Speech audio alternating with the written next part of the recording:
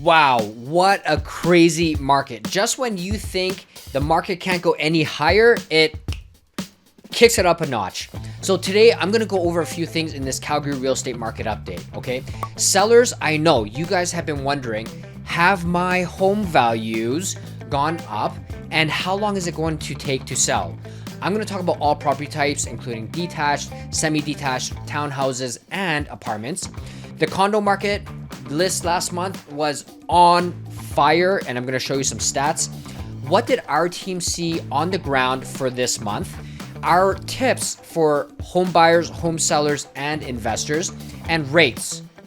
Are they going up? And if so, by how much? The first thing I want to show you is this graph of the City of Calgary total residential average prices. You can see that we are at the highest so far this year. Now, homeowners, I've mentioned this before in my last market updates and the videos before this, that this is your market. This is your time. There's high prices, there's low inventory, and super high demand.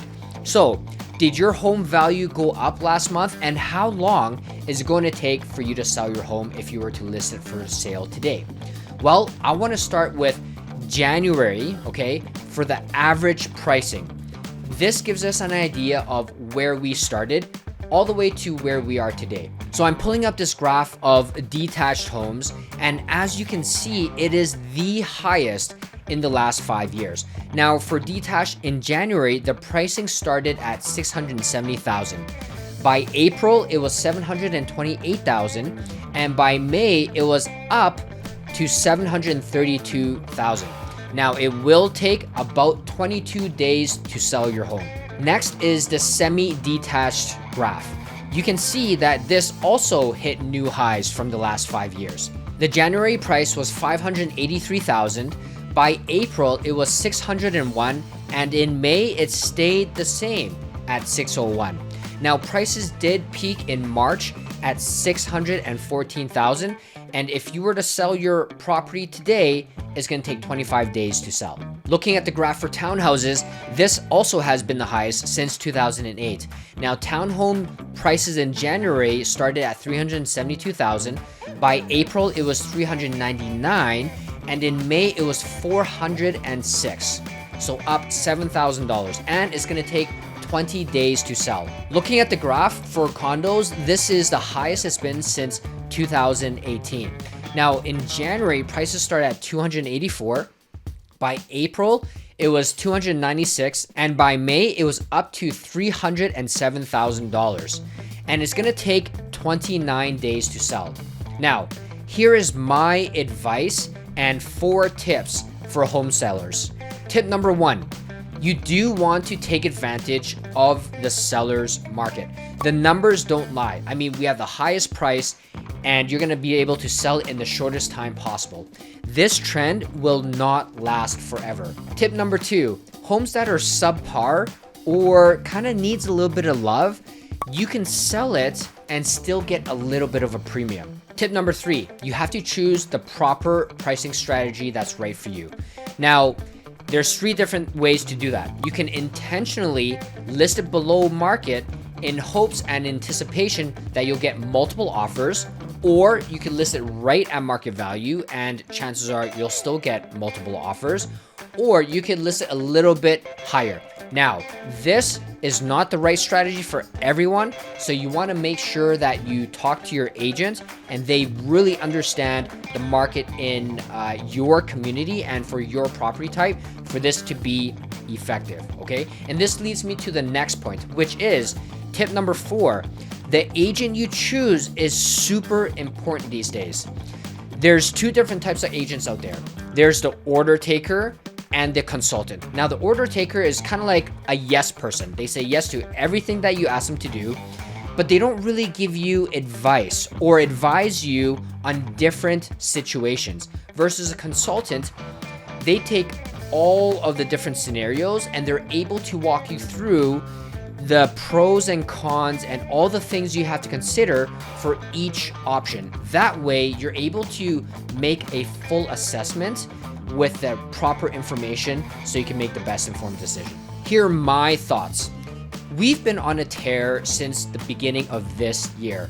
This, however, can't keep going up forever, but it may still continue to rise because rates are going up. More on that in a minute. For condo homeowners, all of you guys who bought downtown, in the 2013, 2014 period, who have been upside down this whole time, now it's changing. The condo market is super strong. Let me explain. If I pull up this graph, this is the sales in each May for condos from the past 10 years. You can see it's hit the moon. It's the highest it's ever been, and it's well above the 10-year average. Will this be the highest amount in sales this year? I mean, what goes up must come down. I don't know how long this ride is going to be for, but like I said, if you have been thinking about selling, the market indicates that this is the best time. So what is causing a strong condo market? I'm going to provide 5 of my reasons, okay? Reason number 1, the scaling effect of the market changes is finally hitting the condo market. So detached home prices always lead. It doesn't matter if it's going up or down. And it eventually trickles down the property types from detached to semi-detached to townhomes and then condos. And the reason for this is simply because of affordability. The second reason is higher interest rates. Higher monthly payments means that people have to look for more affordable and budget-friendly options. The third reason is rental rate gains.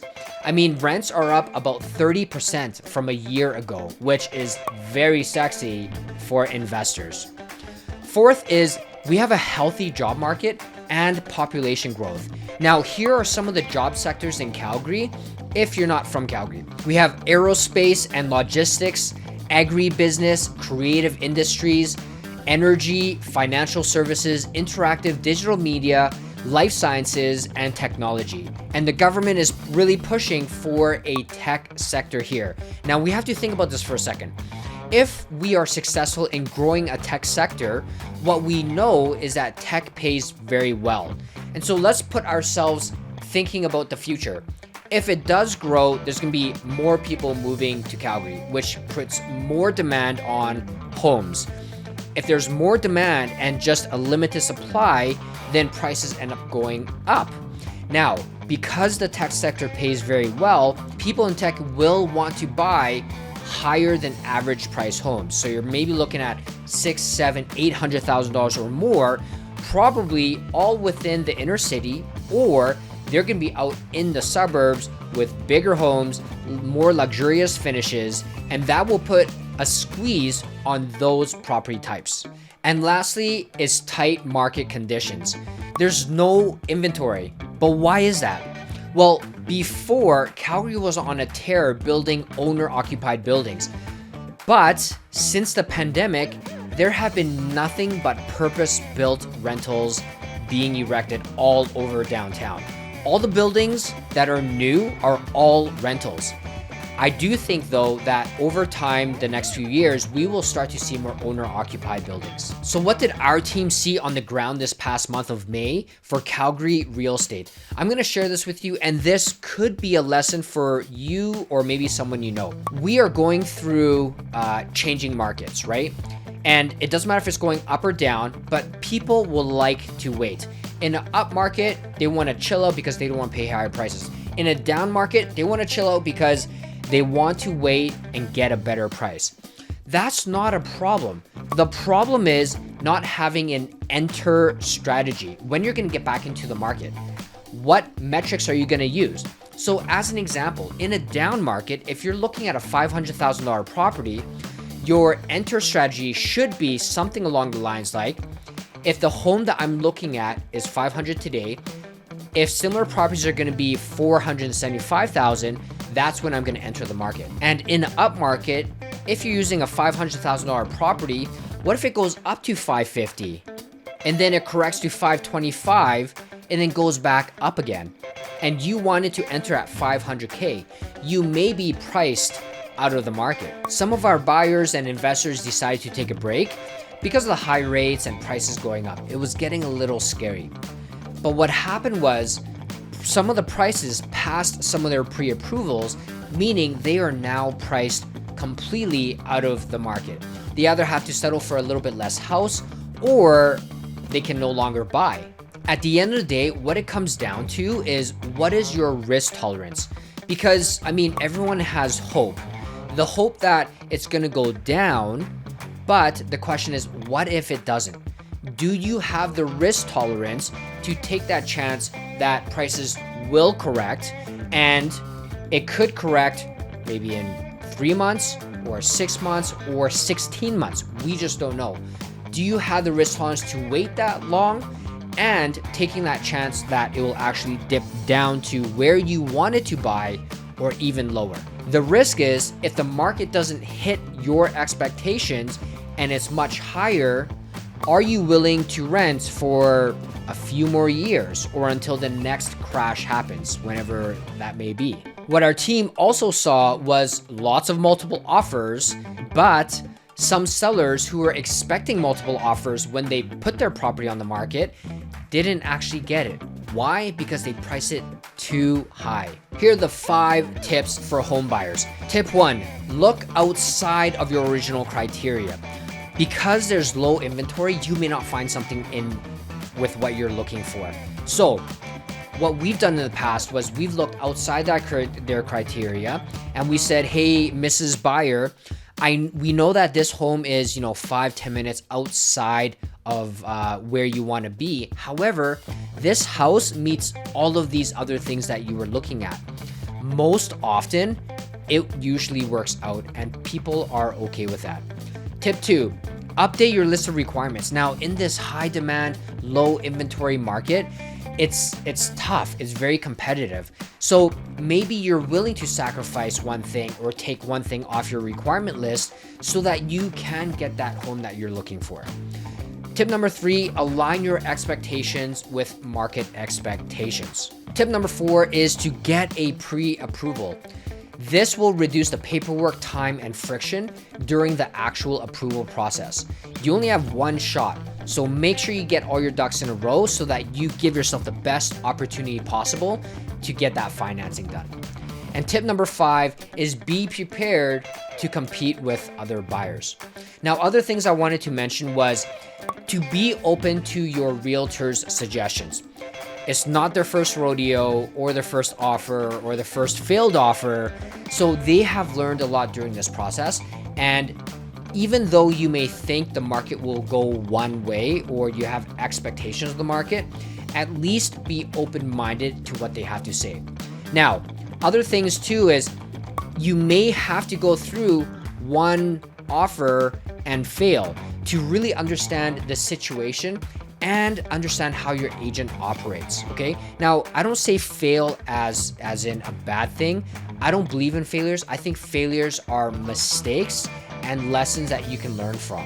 3 tips for investors. Okay, like buyers, it is pretty tough out there. The first tip I have for you is number 1, be very clear with your investment objectives. You have an advantage over home buyers because for you, it's all about numbers over the long term. So you may be willing to pay a little bit more of a premium than other people as long as it hits your investment objectives, but you have to be very clear with them first. Tip number 2 is get pre-approved. Tip number 3, know that you are fighting with other buyers and other investors, probably from your own province, probably from your own city, could even be your neighbor somewhere in Ontario. So make sure you keep your head cool and the big picture in mind. Okay, I'm gonna pull up this article which was released just on May 31st by the Financial Post, and it says that in Q1, Canada's GDP was on fire, just like Calgary real estate. It goes on to say that odds of Bank of Canada rate hike just went up as economy beats expectations. Markets now see a 40% chance of a hike next week, boo, and a 100% chance of another hike by September. Shucks. Just when you think we were out of the weeds. So what's the impact? Possibly fuel to the fire? maybe another strong month for Calgary real estate or months. I mean, if I had a crystal ball, I'd definitely tell you guys, but I would also be very rich and probably not doing these videos. If I was rich, I'd be out finding Goggins, trying to train with him. I'd live in Thailand, do Muay Thai every day. I'd check out Iceland for some epic cold plunges. And since I'm kind of in the area, I'd check out Finland, and really see how happy people actually are. I think that'd be great. And on a last note, okay, our vision is to be your preferred choice for a real estate team in Calgary. Now, we are committed to our journey together with you, with innovative thinking, and want to provide a supportive environment that surpasses industry standards. Our mission is to provide you personalized service and expertise, and we're really here to simplify and give you a seamless experience for your real estate journey. So please, if you're thinking about selling your home or buying something, please reach out. It doesn't matter if you're an individual or a family, and we really want to deliver on exceptional results, and we pride ourselves in exceeding expectations at every step of the way. If you're a real estate agent and you feel like you're hitting a wall or you're stuck in your career, reach out to us because we can partner up at Real Broker, and we will help you hit the next level that you are aiming for. My name is Felix Chan, Calgary Realtor and Mortgage Broker with Real Broker, and we'll see you in the next video.